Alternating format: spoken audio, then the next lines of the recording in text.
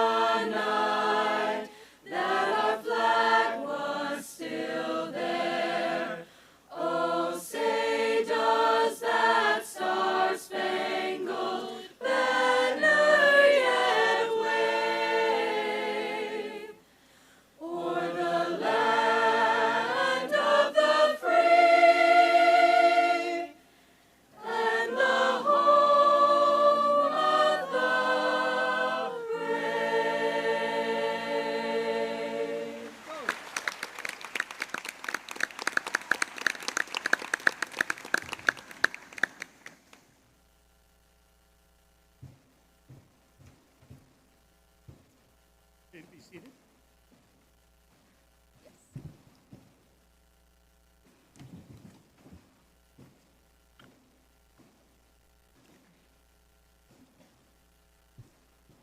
Good evening, everyone. My name is Epifania Ortiz, and I'm a rising senior majoring in psychology and minoring in Latin American, Caribbean, and Latinx studies. This summer, I had the privilege of serving as a new student orientation core team captain.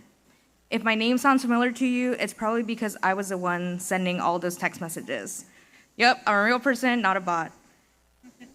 Can you believe it's been a week since you moved in?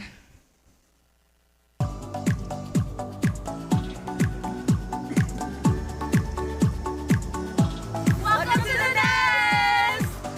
You don't have to go. Have a good one. We're excited. Welcome to Hopkins.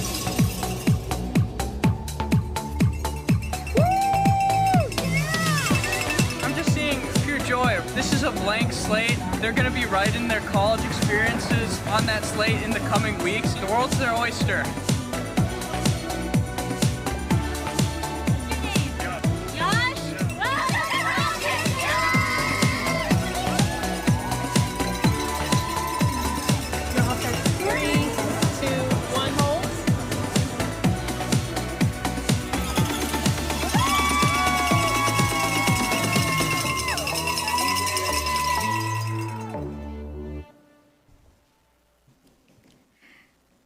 With that, let me start by thanking everyone who helped make move-in and orientation possible. To all our staff in the Office of Student Transitions and Family Engagement, the rest of the NSO core team, and our FYMs, among many, many others. Didn't they do a great job?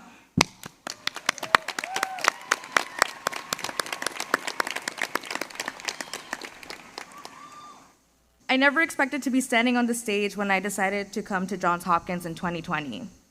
I was unsure of myself and of my direction, a pre-quarter life crisis, if you will. I even wondered if I had made the right decision in choosing Hopkins. The only things I really knew about Hopkins is what y'all probably read on Reddit. I didn't know all of the good things that would come from being here. I've met my best friends here. I learned to live in a new city. I've conducted research and discovered new academic interests like psychology and public health. And I have become part of this community. That isn't to say that I haven't had my share of challenges. I failed exams and even had to drop a class. But by reaching out for help, I was able to do better.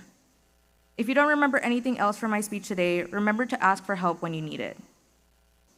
Would I choose to come to Hopkins again? 100% yes. I hope you, like I did, try new things, enjoy your time here, and grow as people. Best of luck on your first day of classes.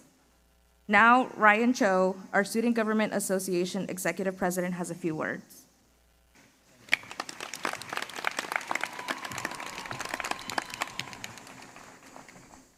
Hello, y'all. On behalf of the 100, little higher.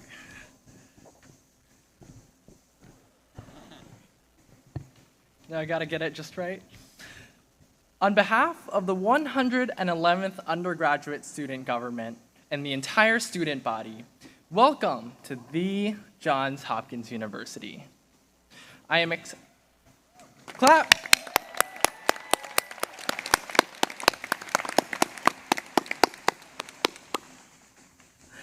I am excited and honored to stand before you as your student body president. I'd like to begin by congratulating you on your acceptance to Hopkins. You've worked incredibly hard, overcome great odds, and have accomplished things of great significance. You are new members of what is undoubtedly one of the most diverse, talented, capable, and incredible student bodies ever.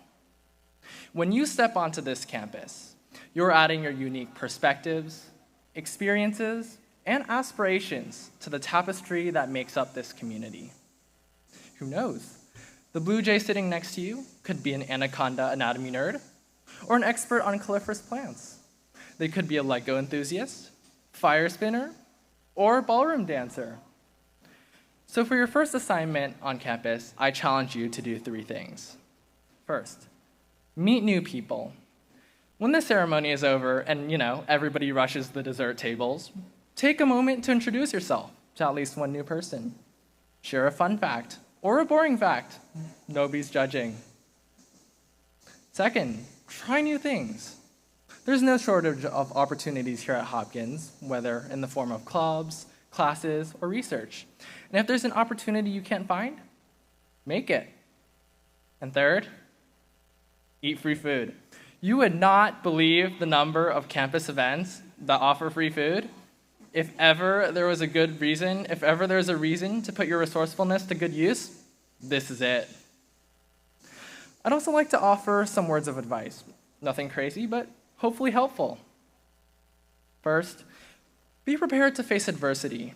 College is not easy, academically or otherwise. You may face hurdles, maybe in the form of taking a challenging course, or hitting a dead end in research, getting swamped by too many commitments, or maybe even relationship struggles. Remember that these things happen to everyone. Take them on together, learn from these experiences, and keep moving. Also, don't burn yourself out. Like I said, there are so many more opportunities than you can reasonably take on. Pace yourself and maintain your mental and physical health. Practice self-care. I know we can't photosynthesize, but I love taking walks outside to soak up some sun. And please, don't compete over who sleeps the least. And for my last piece of advice, how many of y'all have heard people say things like, college will be the best 4 years of your life, or this is where your story begins? Raise your hands. Lots of us, apparently. Amazing. But for me, this somewhat downplays what came before and what comes after college. I usually like to think of college as steps in a staircase, maybe. Sure, some steps will be hard, some will be great achievements. Remember, take them on one at a time with the help of this community, and don't forget to celebrate each step. Along the way, be sassy, goofy, snazzy. We may not know what will come next, but we do know that your next 4 years will be amazing. Thank you, and best of luck to the Hopkins class of 2027.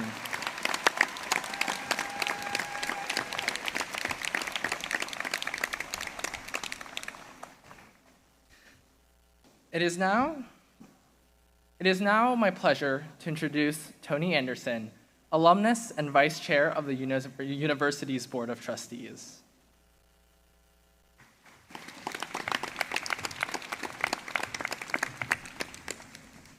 Thank you, Ryan. Good evening, everyone. On behalf of my colleagues on the Board of Trustees, it is my privilege and pleasure to welcome you to the Johns Hopkins University. I won't tell you how long it's been since I began my journey as a Blue Jay, but I know that I have among me some of the most talented students in the world.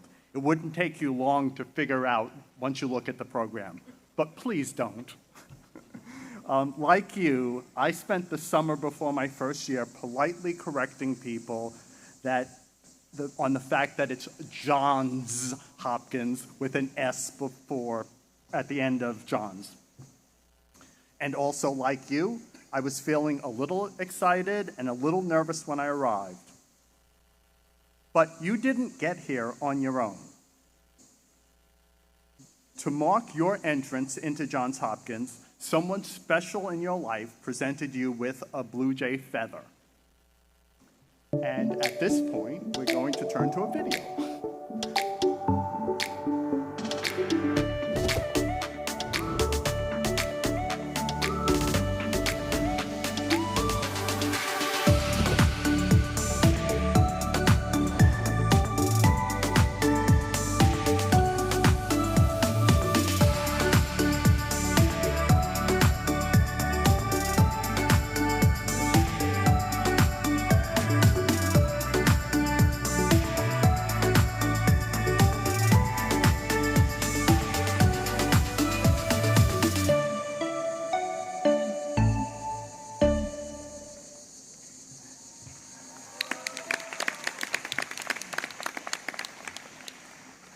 This pinning marks not only their connection to you, but also, by extension, their connection to our Johns Hopkins community. This pin, however, does not take the place of calling home and checking in on your nan and your pap about how things are going. Remember to make those calls.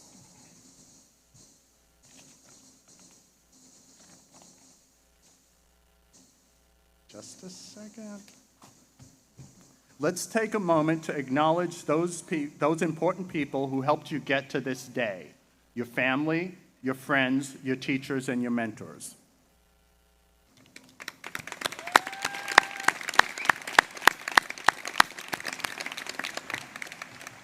You are, by every measure, an accomplished group. You're ambitious, visionary students. You have come to the right place. There are few universities in the world that will offer you the kinds of resources and opportunities you need to achieve your dreams. I hope that during your time here, you'll take full advantage of everything that Hopkins has to offer. Fascinating courses taught by professors who are leaders in their field, lectures and events that explore some of the most pressing global and local issues, opportunities to engage in original research, social activities including clubs, sports, arts, and of course our hometown, Baltimore, a city rich in history, culture, and entertainment. And finally, I encourage you to learn from one another and build lasting friendships. I am confident that every one of you are prepared for what lies ahead, because in addition to your intelligence, your determination and grit, and your desire to change the world, you made it here. So whether you have a clear picture of what you want to study right now or not, be sure to take some risk. So when I see you at commencement, you'll be ready for whatever you choose. The trustees join your family and friends and look forward to all that you will accomplish. not only throughout your time here at Hopkins, but over the course of your lives. We wish you the very best on your journey. Thank you.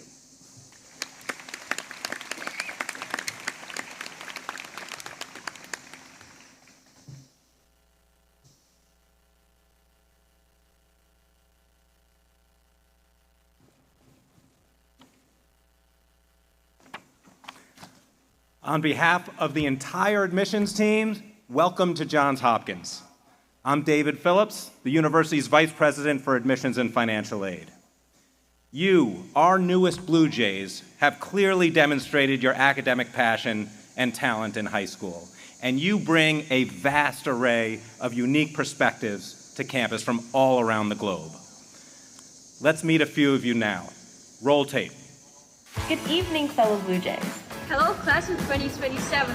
Hi, everyone. My name is Jacqueline, and I'm from Seoul, South Korea. My name is Nash Miner. I am from Ohio. I'm from Calgary, Canada. I was born in California, but I've lived in Ethiopia my whole life. I'm from Shenzhen, China. My name is Alejandro Peralta, and I'm from Siesta Key, Florida. I'm coming to Hopkins from Dubai, a city in the UAE. I chose Johns Hopkins University because it's at the forefront of cutting-edge research. I'm just so excited to be in a classroom and to be taught by world-class professors. I just know it's going to be amazing and a lot of fun.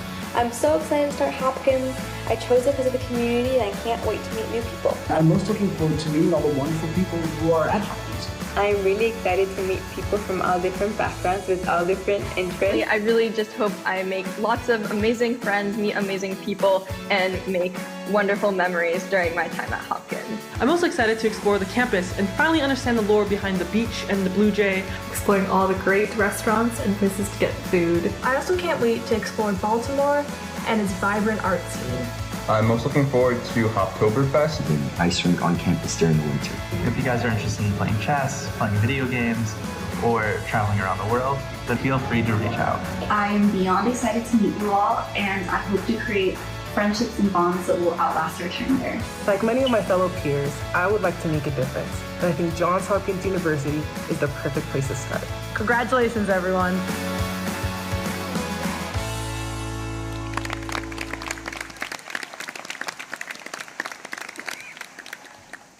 As a group, you represent 6 out of 7 continents, 38 countries outside the United States, and 49 states and territories.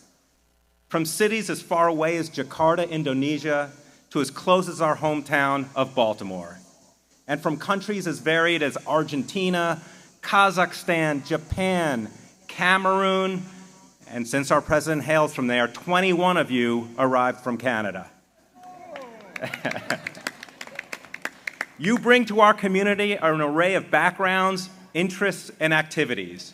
Virtually everyone in the class participated in some sort of community service or volunteering activity. 49% of you were involved in political activities like student government, social justice pursuits, and environmental issues. 57% of you worked at jobs in your communities or committed your time and energy to family responsibilities. 68% of you are artists expressing and defining yourselves through culture, music, painting, theater, photography, acting, and dance, just to name a few. You are a physically active group. Over 77% of you were involved with athletics at either varsity, JV, or the recreational level, with many doing more than one sport. So I guess that means we can also expect that you get to your classes on time. And perhaps most noteworthy, and the greatest expression of the trailblazing nature of Johns Hopkins, 19% of you, our newest Blue Jays, are the first in your families to attend college.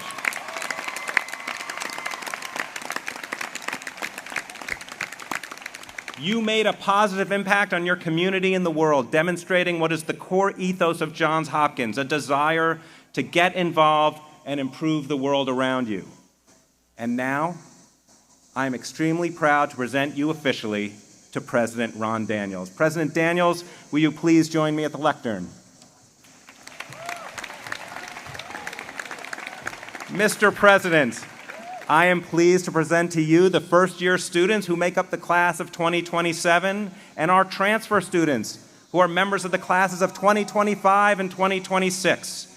impassioned in their pursuit of knowledge, leaders in their schools and communities, and a group that will greatly contribute to the Johns Hopkins community, Baltimore, and the world.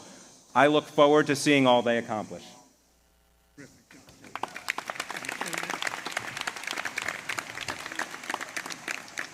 Well, what a tremendous, tremendous class. Thank you, Vice Provost Phillips.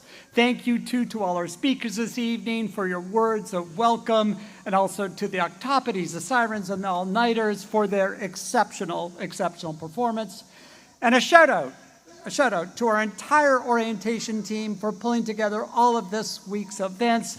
Let's give them another round of applause.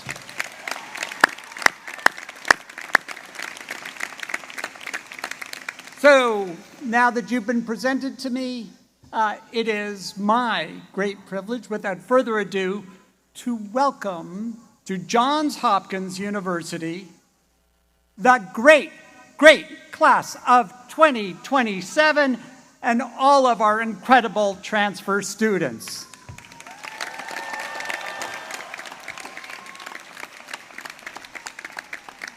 We are so delighted to have you here and to have you join our academic community.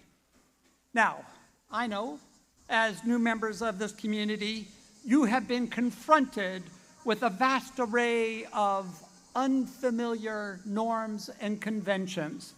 And you may be unsure, for instance, whether it is appropriate to stay at Brody past midnight. It is, but never on a Friday or Saturday. Don't do that.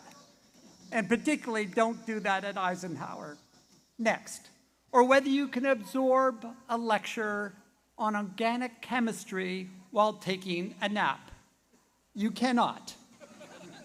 Or when, this is big, when the Hopkins Cafe will serve their ultimate grilled cheese. The good news is, it's tomorrow. Or whether you were permitted to stand in the middle of Gilman Hall and let loose.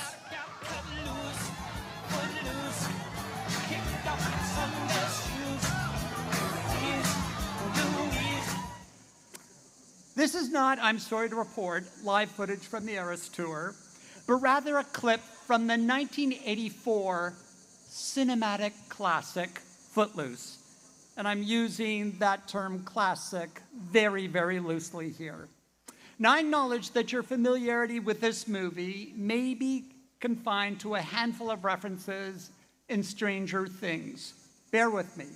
But I think this film is worth revisiting, and not just for the killer dance moves in the impeccable, impeccable fashion.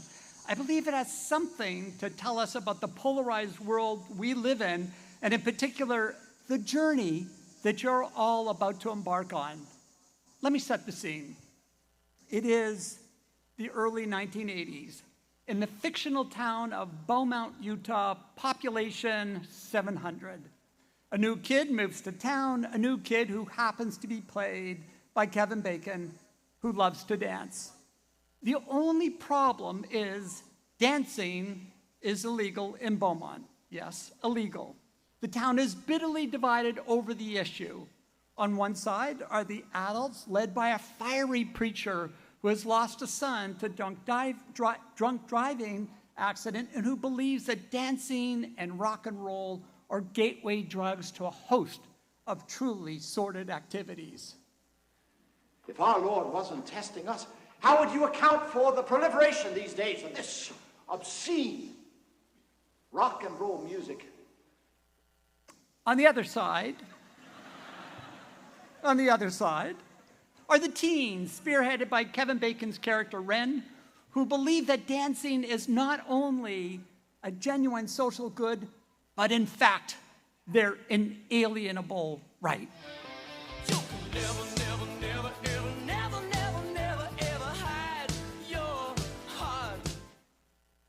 The town is polarized, and your president is trapped in the 80s.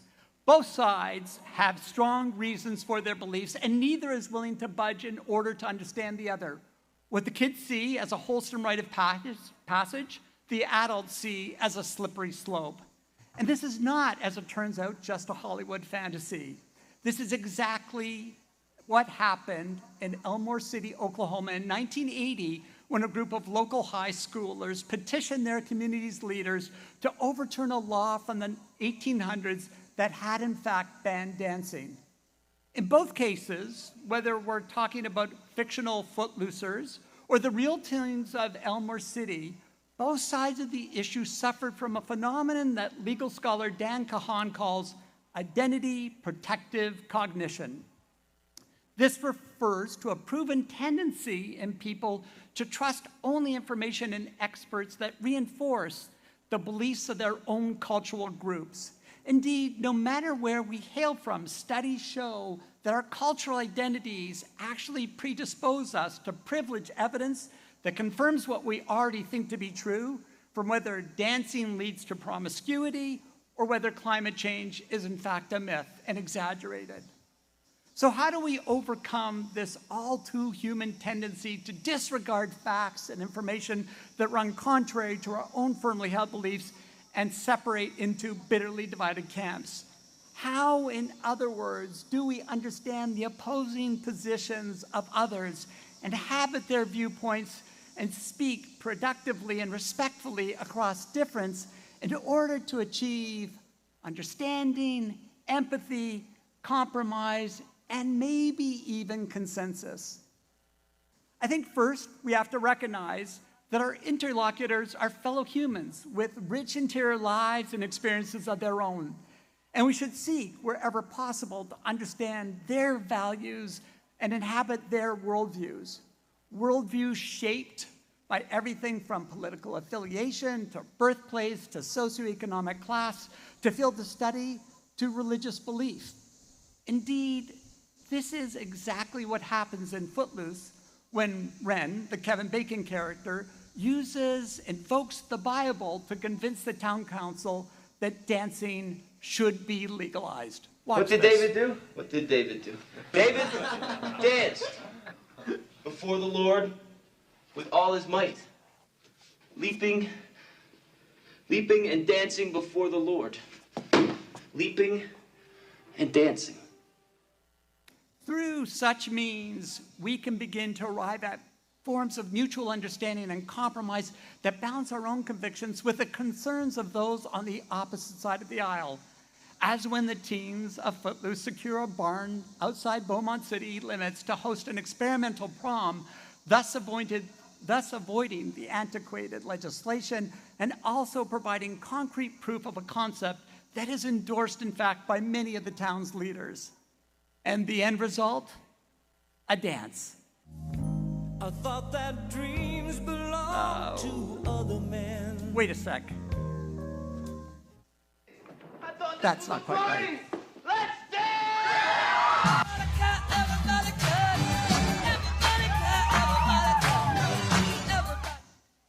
Of course, in this instance, a dance is more than just a dance. It's a tangible sign that it's possible to overcome our differences of perspective and experience in ways that truly bear fruit. And so, class of 2027, as you prepare to start your academic journey at Hopkins, we're going to ask something similar of you too. In your classrooms and practice halls, in locker rooms and labs, you will come up, almost certainly, against viewpoints and opinions that are dramatically different from your own. And I urge you to listen to those opposing perspectives and grapple with new evidence, to have your ideas challenged and changed by the views and experience of others, and to allow your experiences and your views to inform those of your peers. Here at Hopkins, you will not have to advocate for the right to dance. That is a right, I assure you, that is entirely secure. However, you may find, and I hope you do, that you have moments of vigorous and sometimes painful disagreement with others, perhaps even university leadership, and that is essential to a vibrant academic community. And in those moments of disagreement and discomfort, you should not retreat into echo chambers, but lean in with a desire to truly comprehend the worldview and the position of others.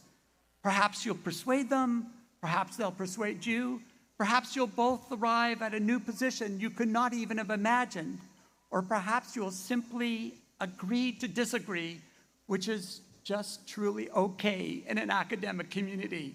The more you do this, the more likely you are to overcome the polarizing effects of our society and our own minds, and to arrive at places of mutual respect and understanding that will help you chart new ways forward. And doing this should not occur at the expense of your own deepest beliefs, but in the spirit of testing, examining, and enlarging the scope of those beliefs alongside others in the light of the best available evidence. As a result, you might find yourself moving well out of your comfort zone, as indeed I did almost a decade ago when I was asked, persuaded, perhaps bludgeoned by members of our Hopkins Bollywood fusion dance team to join them in a live performance. And how could I say no?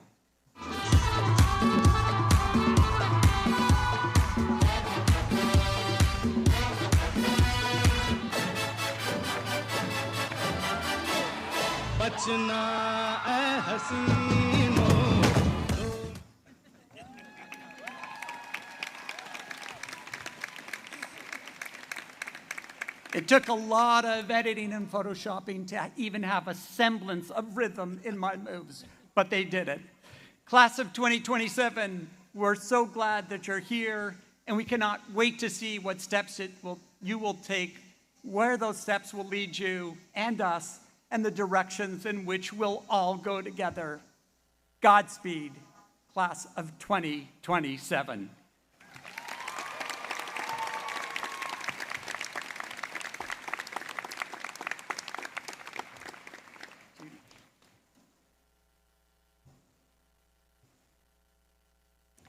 Thank you, President Daniels.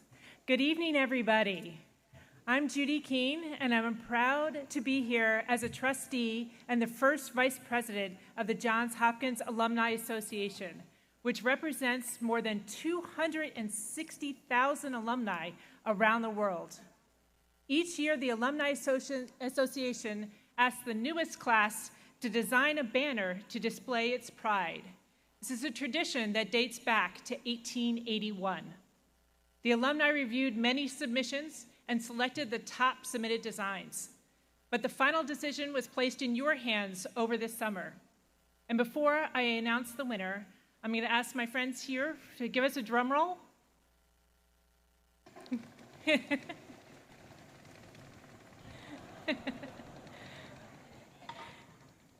Great, thank you. Okay, the winner of the 2027 Banner Design Competition is Elizabeth Dang. Woohoo! Elizabeth.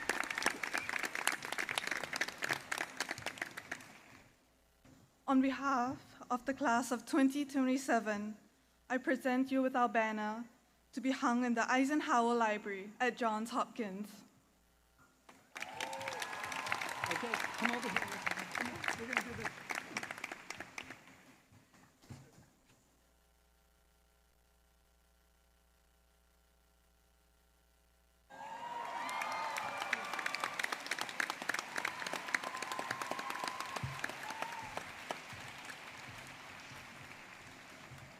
Congratulations, Elizabeth. From the moment you decided to become a Blue Jay, Johns Hopkins became an important part of your life. Even as a student, I urge you to take advantage of all that the alumni community offers. It's an important resource that will help you achieve your future accomplishments. Both during your time here and after you graduate, this group will be your mentors, your professional networks, your friends, and your community for lifelong learning. On behalf of the entire alumni community, I wish you all the very, very best, and welcome to Johns Hopkins.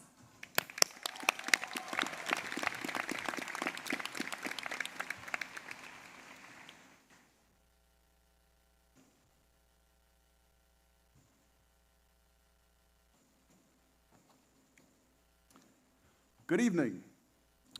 My name is Chris Chalenza, and I'm the Dean of the Krieger School of Arts and Sciences.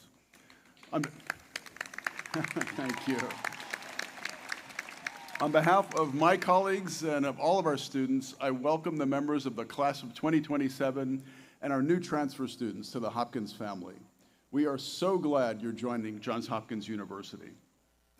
Our community thrives on discovery, whether it's examining ancient civilizations in Ethiopia, or unlocking the secrets of dark energy, or poring over rare archival material.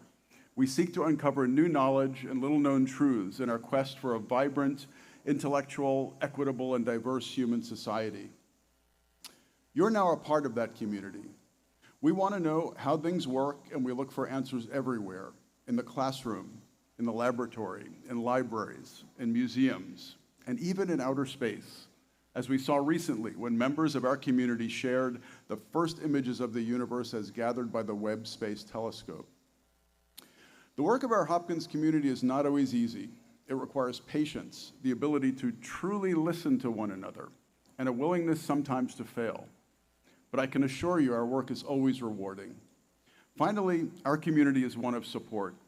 We encourage one another in our academic pursuits and during moments of both joy and challenge. You're about to confront new ideas, new approaches, and maybe new fields that will challenge you to shift your perspective and consider things in unexpected ways. You'll start developing your own original ideas to add to the current body of knowledge in the world, and believe me, the world is waiting for you. I encourage you to embrace the unknown and venture outside of your comfort zone. Among the classroom, the wider university, and the city of Baltimore that we now call home, you'll gain the knowledge, skills, and insights to make a real difference in the world. We cannot wait to watch and to do the work alongside you. And now I'm delighted to introduce my colleague and friend, Ed Schlesinger, the Benjamin T. Rome Dean of the Whiting School of Engineering.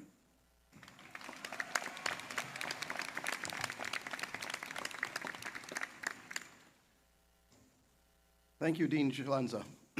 As you heard, my name is Ed Schlesinger, and I'm the Dean of the Whiting School of Engineering, and it's wonderful to welcome you as the newest members of the Johns Hopkins community. According to the narrative, and depending on the timeline, John Connor would be 38 years old today, and he would have already saved mankind from extinction at the hands of the Terminators by defeating Skynet, a neural network-based artificial superintelligence system that became self-aware on August 29, 1997. It can be both fun and frightening to think about the fictional possibility of machines taking over the world, but with the developments in AI over the past few years, particularly within the past year when ChatGPT burst into public awareness, people are really starting to wonder if that possibility is still only fiction. Now, we've already seen that this technology can be useful in medicine to diagnose and treat disease, can aid and speed up scientific discovery, or could detect and predict the effects of complex environmental shifts to help us measure and mitigate climate change. And while the data scientists, the computer scientists, the engineers, the applied mathematicians, and those devoted to machine learning have a pretty good understanding of most aspects of how artificial intelligence thinks, and they do work together to make sure we keep up guardrails to direct and monitor AI's activities so that it doesn't indeed take over the world. I personally believe that just like any tool or system that was the development of our own natural intelligence, something that we humans developed, artificial intelligence, like any technological development, offers amazing positive promise and at the same time could be misused to enact devastating consequences. AI, like most all human developments, offers an opportunity, indeed demands that all of us get involved. Technological advances, in this case, AI, force us to consider and confront many questions. We need a variety of perspectives to answer, for example, what it means to define human creativity. Certainly there are humans who can make almost indistinguishable forgeries of a Picasso given enough time. But if you ask Midjourney to do the same thing, it could do it on a time scale that would be almost impossible for a human to reproduce. Does that count as creativity? I'm not so sure. So we need you to consider the answer to that question among many others. We need to think carefully about policy and ethical considerations that should govern AI, to think about international agreements related to the use and development and deployment of AI systems, to develop processes for the equitable deployment of AI, whether in the arts, in business, in medicine, safety and security, or indeed most every aspect of human activity. Like all challenges and opportunities, if we are to reap the benefits of what these developments offer, we need the participation and collaboration of people who are studying not only engineering and science, but business and medicine, philosophy, national security, the humanities, the social sciences, in short, all of you, to weigh in on how we use our natural intelligence for the positive benefit of society. So as you embark on your journey here as students at Johns Hopkins, I encourage you to reach outside your comfort zone and engage with others from different disciplines.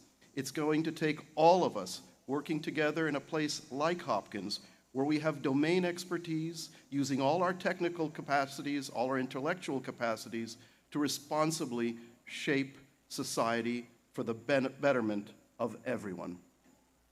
I know you will take on this challenge and make a lasting impact with your time here and through your future endeavors, and it is truly a pleasure to welcome you to Johns Hopkins University.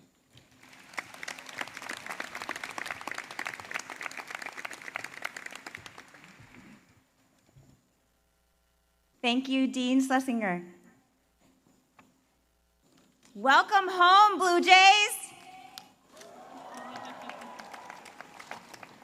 My name is Rachel Hernandez, and I have the privilege of serving as Vice Provost for Student Affairs.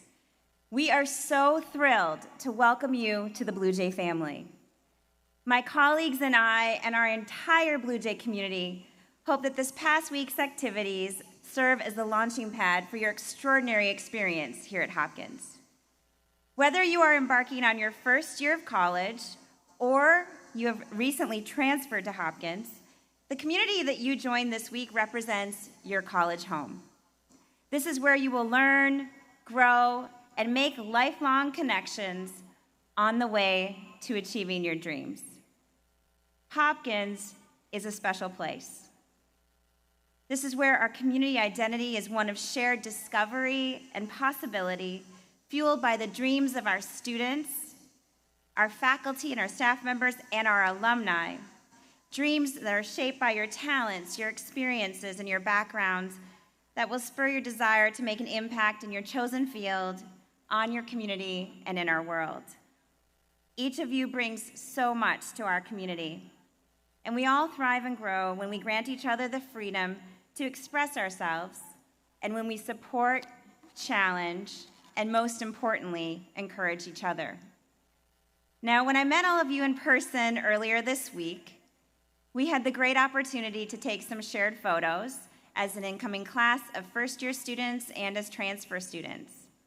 Our photos and that moment commemorate the beauty of our differences. We may have different perspectives, we may have different cultural identities, and we may all come from different backgrounds. And yet, we share so much in common in our dreams and our drive, and this will help shape the kind of experience that will inspire you during your time here and beyond. So now I want to invite you to look to your left, look to your right, look all around.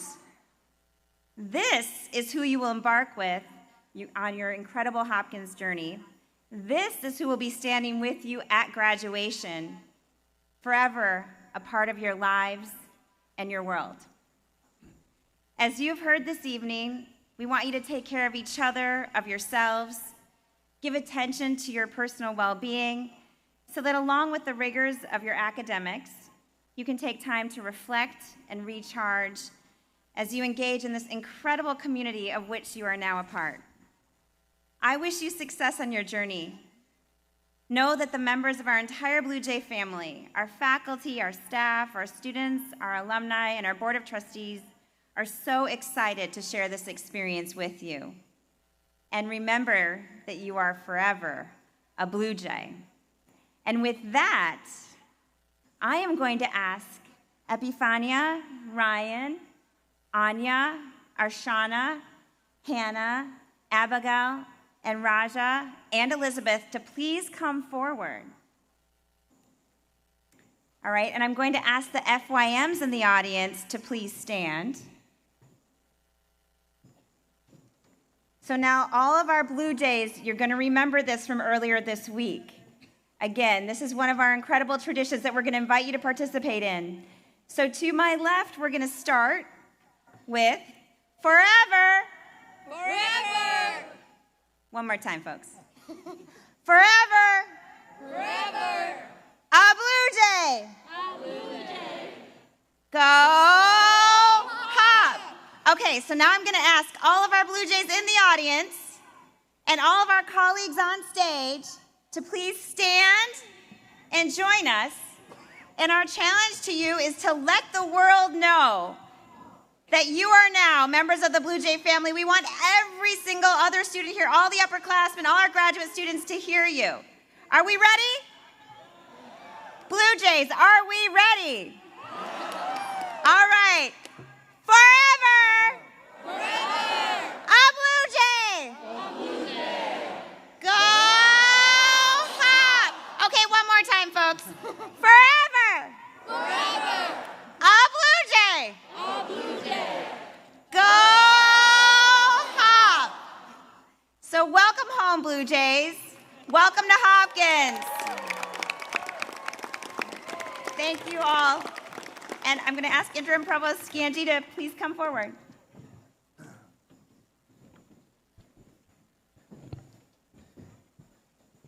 Thanks, Rachel. That is a terrific way to end tonight's convocation. I ask everyone to rise and follow the stage party to the back of the quad for desserts and entertainment by Baltimore's own A1 Chop. The ceremony is now adjourned.